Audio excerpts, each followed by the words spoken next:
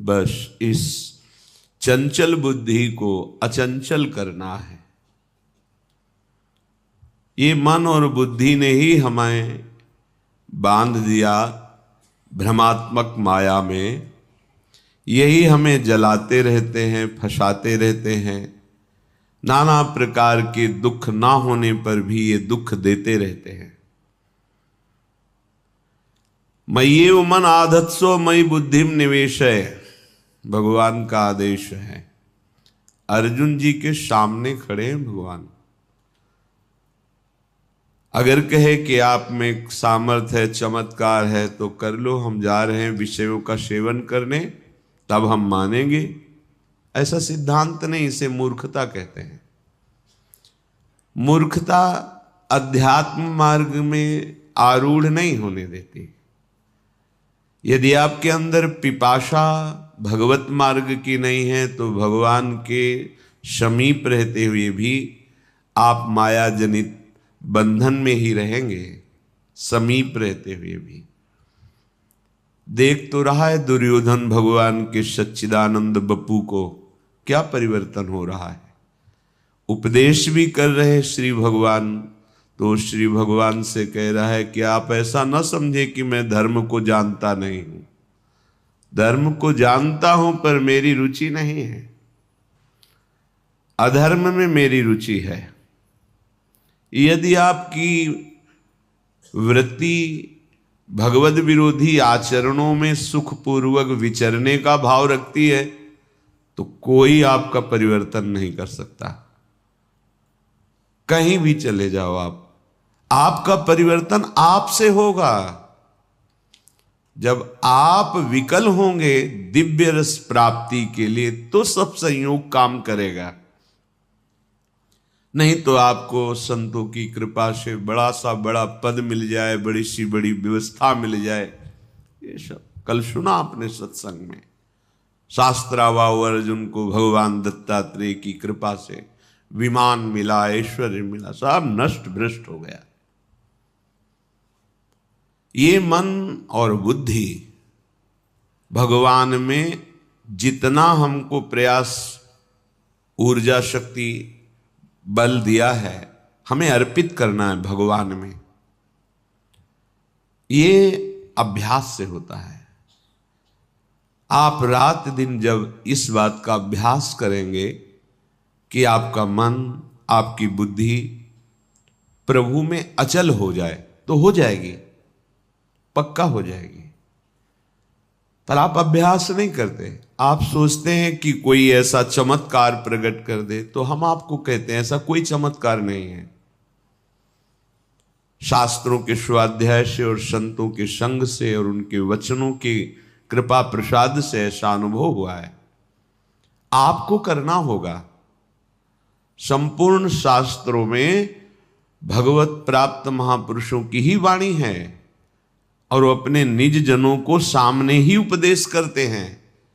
पर वो कहते हैं कि यदि मुझे जानना है, मुझे पाना है, तो तुमको अपना मन समर्पित करना होगा, अपनी बुद्धि समर्पित करनी होगी। ये आपका कार्य है। आप अपने मन और बुद्धि को विषयों में लगाएं, मनमानी आचरणों में लगाएं, कुतर्क विचारों में लगाएं, फिर भगवदानंद नहीं। ये तो अत्यंत श्रद्धा और विश्वास से है। वचनों पर श्रद्धा विश्वास करके जब आगे बढ़ा जाता है तो भगवत कृपा से हृदय में प्रकाश होता है। जैसे अभी आंख मूंदो तो अंधकार नजर आएगा, फिर आंख खोलो या मूंदो एक ही बात नजर आती है। वो नजरों में बैठ जाते हैं। वो कोई प्रवचन की वस्तु नहीं है, वो कोई पार्थिव वस्तु नहीं कि उसे प्रमाणित करके दिखाया जाए। तो अनुभव गम में भजे ही जय संता। जो आपको नाम मिला है, मंत्र मिला है, इस पावन भूमि में बैठने का सौभाग्य मिला है,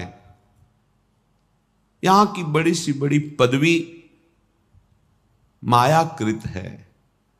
आज है, कल नहीं रहेगी। पदवी और पदवी वाला दोनों नहीं रहेंगे। स्थायी, अविनाशी, नित्य सच्चिदानंद बात प्रभु का नाम जितना आपने कमा लिया, वो लोक लोकांतर में आपको महासुख प्रदान करेगा। ये विश्वास का विषय है। इसको बाहरी किसी कागज में लिख करके प्रमाणित नहीं किया जा सकता। ये हृदय का विषय है। जब आप गुरु प्रदत्त नाम निरंतर जपते हैं तो गुरु कृपा से निरंतर जपने की प्रियता प्राप्त होती है।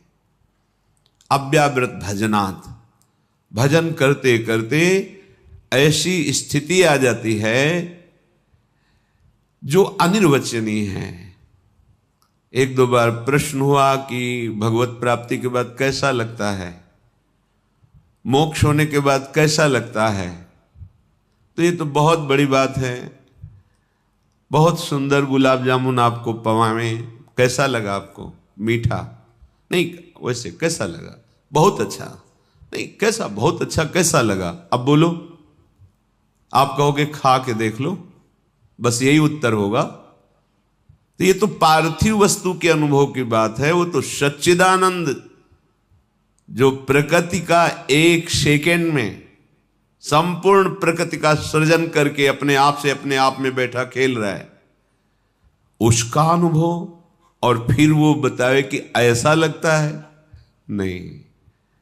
ये वाणी के अगोचर विषय है। मूकास्वादनवत अनुभव गम में भजे जे संता। ये तो अनुभव का स्वरूप है। तिल भर पृथक न रहा, बढ़ चला परम नवीन अतुल रस रंग।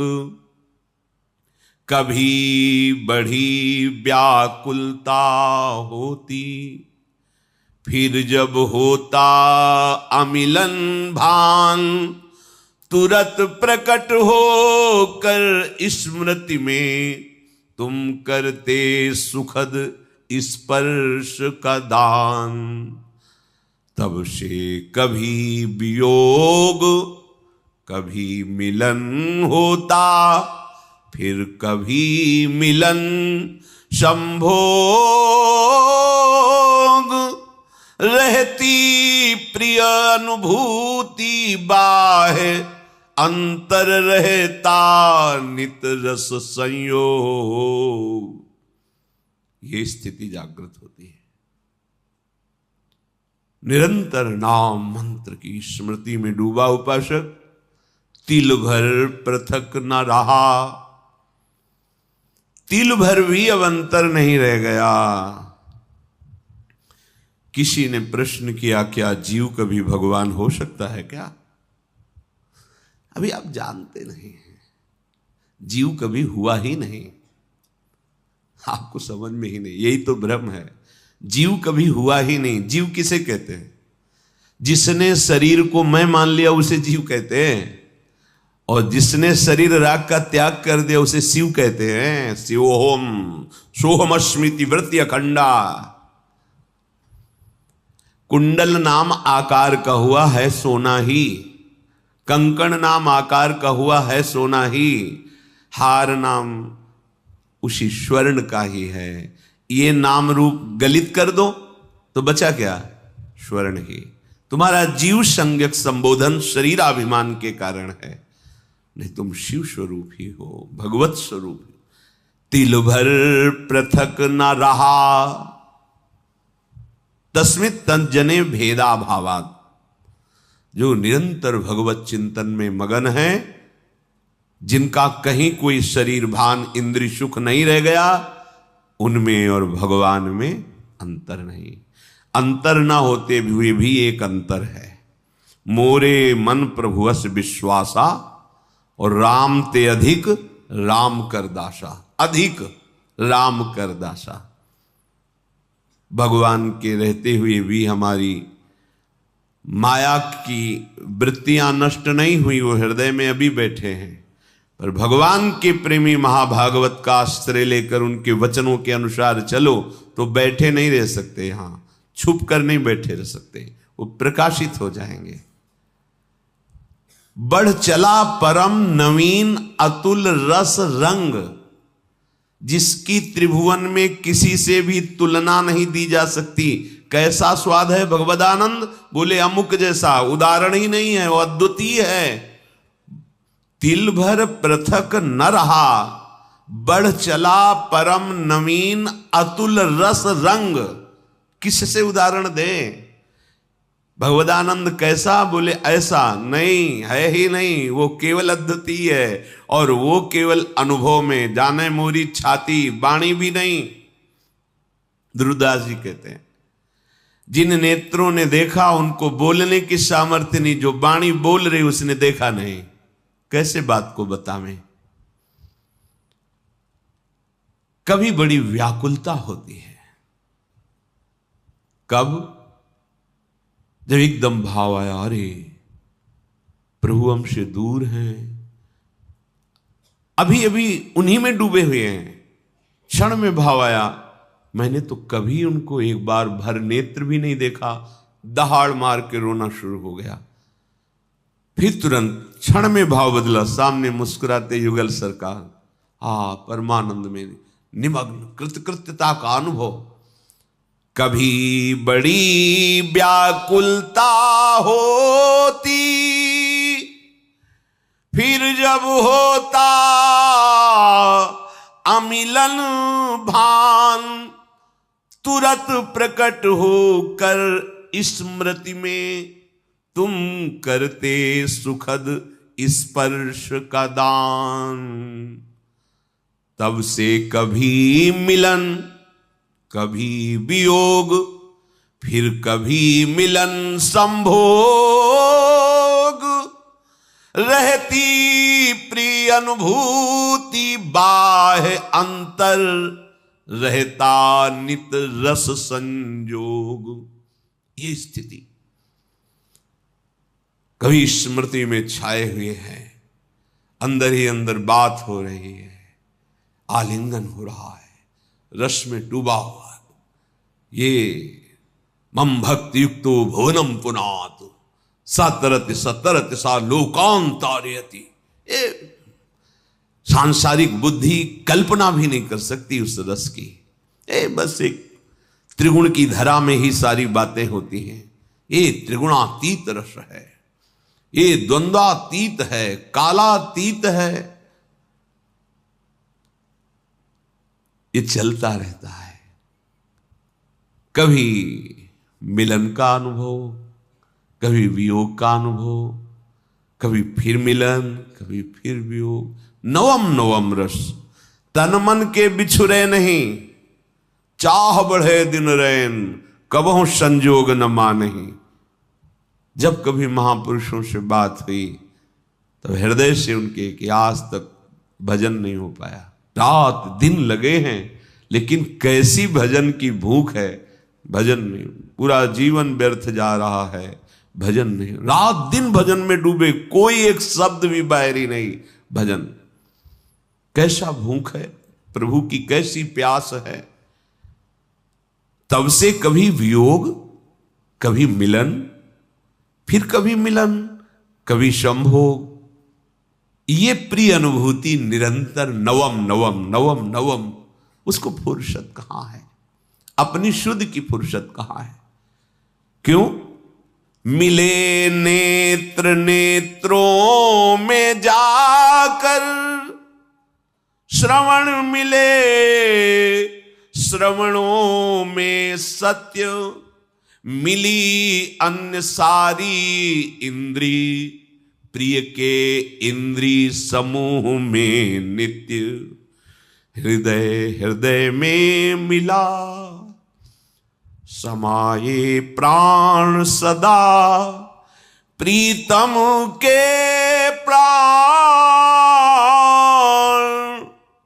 एक रूप हो गए, रहा रंचकु भी नहीं भिन्नता भान।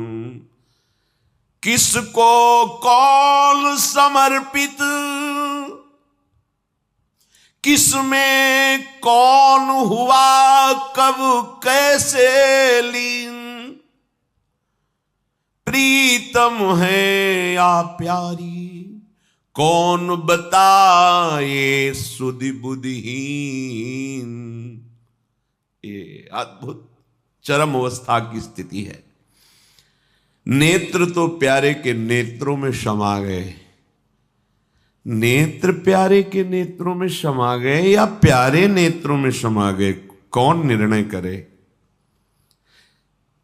नेत्र प्यारे के नेत्रों में लीन हो गए या प्यारे हमारे नेत्रों में समा गए, इसका निर्णय नहीं हो सकता। किसको कौन समर्पित, किसमें कौन हुआ, कब कैसे लीन, निर्णय नहीं है। प्राण भये कान में, कान भये प्राण में, ही में न जान परे कान है कि प्राण है। नेत्रेंद्री प्रीतम के नेत्रों में समा गई, प्रीतम मेरे नेत्रों में समा गए, क्या निर्णय करे। श्रवणेंद्री उनकी सत्य शब्द बोला, सत्य, ये श्रवणेंद्री श्रवणों में समा गई। अब केवल प्रीतम के हृदय की बात सुनाई देती है और कोई बात नहीं।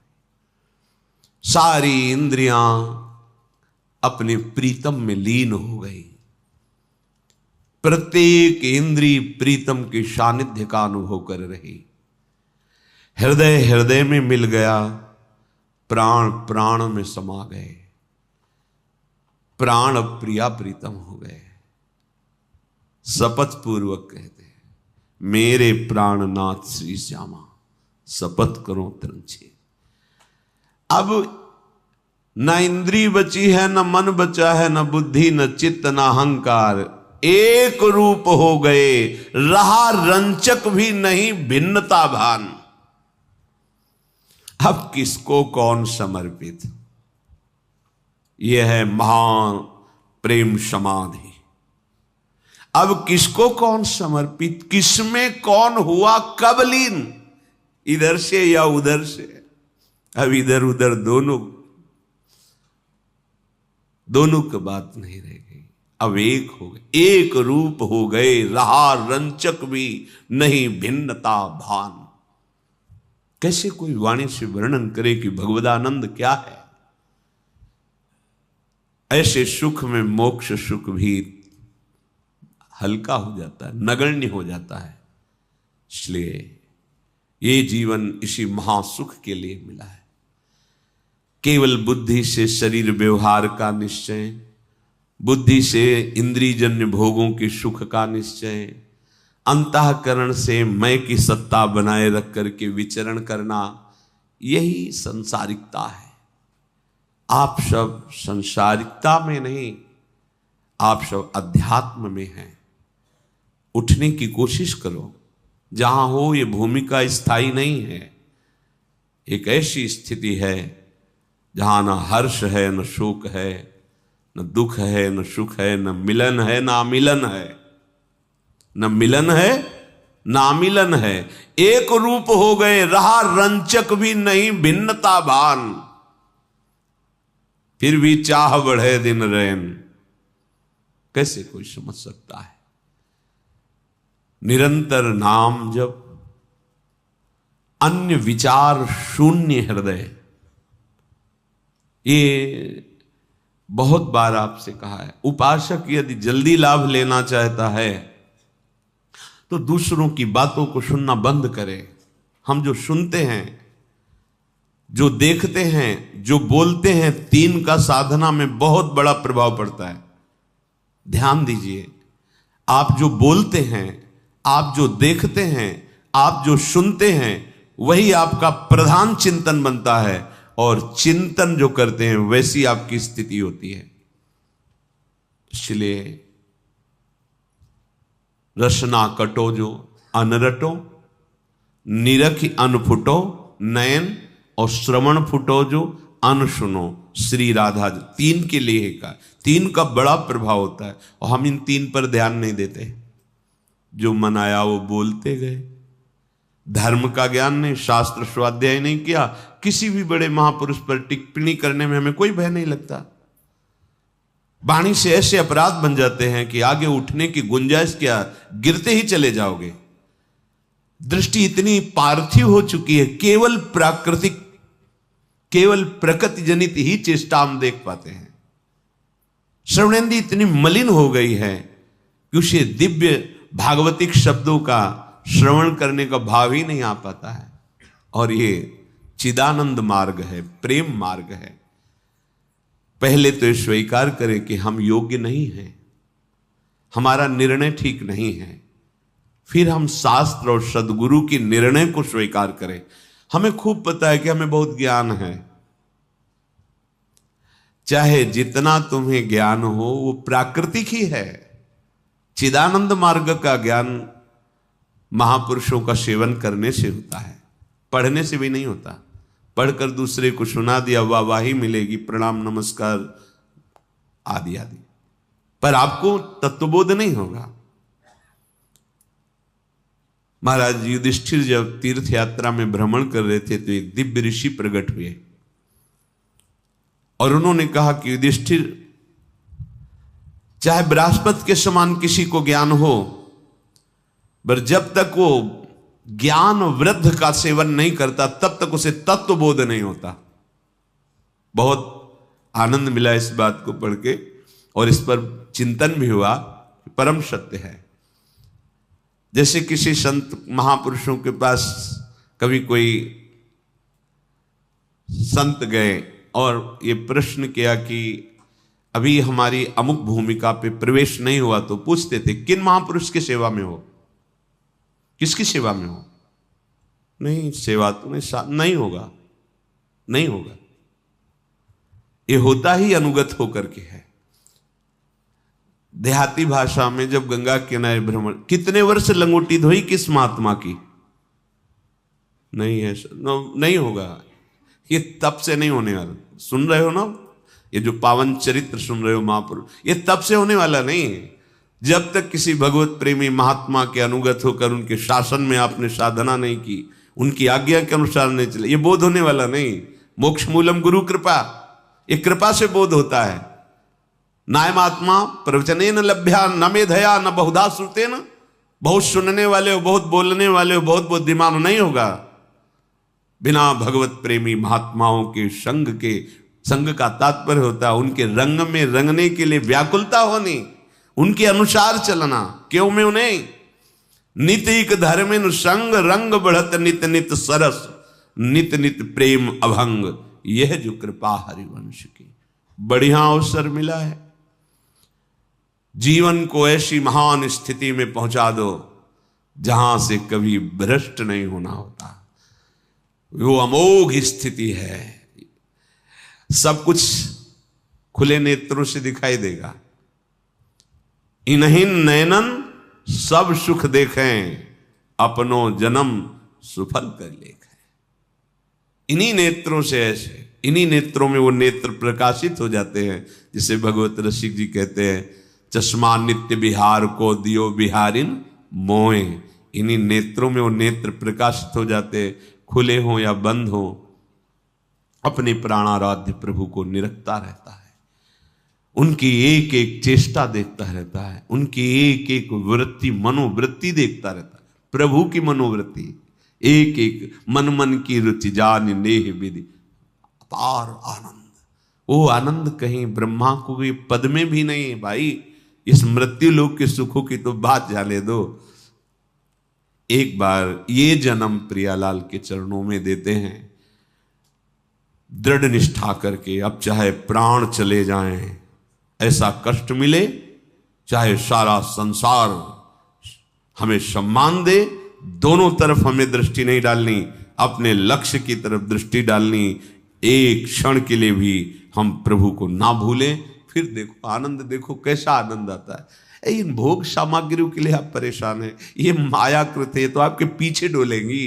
अभी आपको पता नहीं है ना, रहस्य पता नहीं है, इसलिए आप पागल घूम रहे हो इंद्रियजन्य भोगों को संग्रह करने में।